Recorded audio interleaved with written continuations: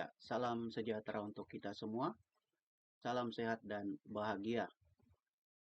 Berjumpa lagi dalam pendidikan agama Katolik di tingkat sekolah menengah atas untuk kelas 10 semester 2. Pada kesempatan yang berbahagia ini kembali saya akan berbagi pokok bahasan atau materi tentang peran Roh Kudus bagi gereja.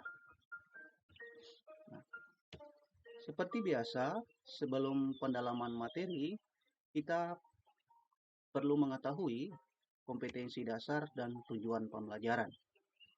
Kompetensi dasarnya antara lain, yang pertama, percaya dan memahami peran Roh Kudus yang melahirkan, membimbing, dan menghidupi gereja. Kemudian yang kedua, peduli terhadap berbagai masalah kehidupan gereja yang dilahirkan, dibimbing, dan dihidupkan oleh Roh Kudus.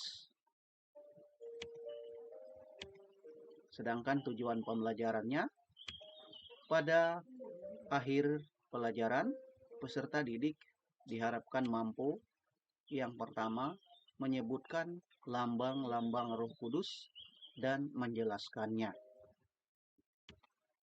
Tujuan pembelajaran yang kedua, menjelaskan peran Roh Kudus dalam kehidupan beriman Kristiani. Kemudian yang berikutnya, menjelaskan rahmat yang akan diterima bila Roh Kudus tinggal dalam diri manusia. Yang keempat, menjelaskan peran Roh Kudus bagi gereja. Dan yang terakhir, menjelaskan karunia-karunia Roh Kudus. Itulah tujuan pembelajaran dan kompetensi dasar untuk kita ketahui bersama. Ya, sebelum kita masuk pada pembahasan atau pendalaman materi, alangkah baiknya kita awali dengan doa pembuka. Mari kita bersama-sama bersatu dalam doa. Dalam nama Bapa dan Putra dan Roh Kudus. Amin. Ya Roh Kudus, hadirlah di tengah-tengah kami. Urapilah kami yang hadir saat ini, agar berkat daya dan rahmat-Mu, hati dan pikiran kami semakin terbuka, sehingga lebih mengenal Bapa dan kehendak-Nya sebagaimana yang diwartakan Putranya Yesus Kristus kepada kami. Demi Yesus Kristus Tuhan dan Juru Selamat kami. Amin. Dalam nama Bapa dan Putra dan Roh Kudus. Amin. Baik, kita akan masuk pada pembahasan atau pendalaman materi. Pada bagian pertama ini, kita akan mendalami tentang gelar-gelar Roh Kudus. Roh Kudus kita kenal dengan berbagai sebutan atau gelar. Sebelum Yesus terangkat ke surga, Yesus menjanjikan kedatangan Roh Kudus. Hal itu dinamakan dengan Parakletos. Secara harafiah disebut advokatus, yang dipanggil mendampingi seseorang. Parakletos biasanya diterjemahkan dengan penghibur atau pembantu. Tetapi tidak boleh dilupakan bahwa Yesus adalah pembantu yang pertama. Tuhan sendiri menamakan Roh Kudus itu sebagai roh kebenaran. Di samping nama yang paling banyak dipergunakan dalam Kisah Para Rasul dan dalam surat-surat, terdapat pula nama yang digunakan Santo Paulus seperti roh yang dijanjikan, roh yang menjadikan kamu anak Allah, Roh Kristus, Roh Tuhan, Roh Allah, dan pada surat Santo Petrus, roh kemuliaan. Berikutnya, kita akan mendalami tentang lambang-lambang Roh Kudus. Lambang Roh Kudus yang pertama itu adalah air. Dalam upacara pembaptisan, air adalah lambang tindakan Roh Kudus. Sesudah menyerukan Roh Kudus, air menjadi tanda sakramental yang berdaya guna bagi kelahiran kembali dalam pembaptisan. Kemudian lambang Roh Kudus yang kedua adalah urapan. Urapan dengan minyak suci dalam inisiasi Kristen melambangkan Roh Kudus. Dalam inisiasi Kristen, khususnya dalam sakramen penguatan atau krisma, dengan urapan minyak suci, seseorang dikuatkan oleh Roh Kudus. Kemudian lambang Roh Kudus yang ketiga adalah api.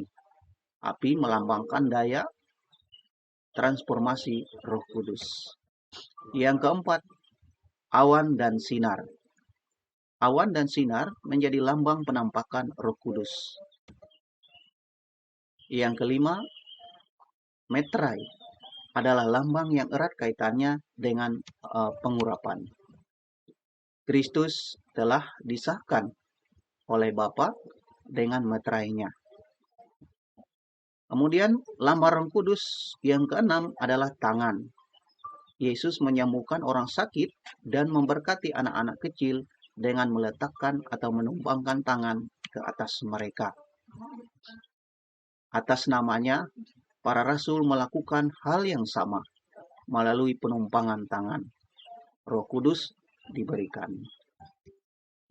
Kemudian yang ketujuh, jari. Dengan jari Allah, Yesus mengusir setan. Dapat dilihat dalam kitab suci Injil Lukas bab 1 ayat 20. Sementara perintah Allah ditulis dengan jari Allah atas loh pada batu. Dapat dilihat dalam kitab suci Perjanjian Lama, kitab Keluaran bab 3 dan bab 18. Ya, itulah lambang-lambang Roh Kudus. Berikutnya kita akan mendalami tentang peran Roh Kudus. Peran dari Roh Kudus adalah membagikan rahmat yang berlimpah kepada umat manusia. Dalam bentuk yang pertama, rahmat pembantu. Sebagai rahmat pembantu, Roh Kudus yang senantiasa membantu kita itu membimbing dengan menerangi akal budi dan menguatkan keinginan.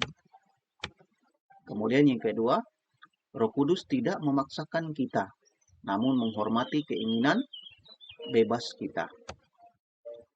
Yang ketiga, Roh Kudus bekerja pada seluruh manusia, orang kudus dan pendosa, Katolik dan non-Katolik. Berikutnya, doa, puasa, sedekah, sakramen membantu kita untuk menerima rahmat. Kemudian yang kedua, peran Roh Kudus adalah rahmat pengudusan. Rahmat pengudusan adalah anugerah sukarela yang dianugerahkan Allah kepada kita. Ia dicurahkan oleh Roh Kudus ke dalam jiwa kita untuk menyembuhkannya dari dosa dan menguduskannya. Rahmat pengudusan membuat kita berkenan kepada Allah. Karunia-karunia Roh Kudus yang khusus, karisma-karisma diarahkan kepada rahmat pengudusan demi kesejahteraan umum gereja. Kemudian yang ketiga atau C, kita akan mendalami tentang 7 karunia Roh Kudus. Ya, ketujuh karunia Roh Kudus tersebut adalah yang pertama, karunia takut akan Tuhan. Yang kedua, karunia keperkasaan. Yang ketiga, karunia kesalehan. Yang keempat, karunia nasihat. Kelima, karunia pengenalan. Yang keenam, karunia pengertian. Dan yang ketujuh, karunia kebijaksanaan. Ya. Berikut yang keempat, karunia karismatik atau membangun jemaat.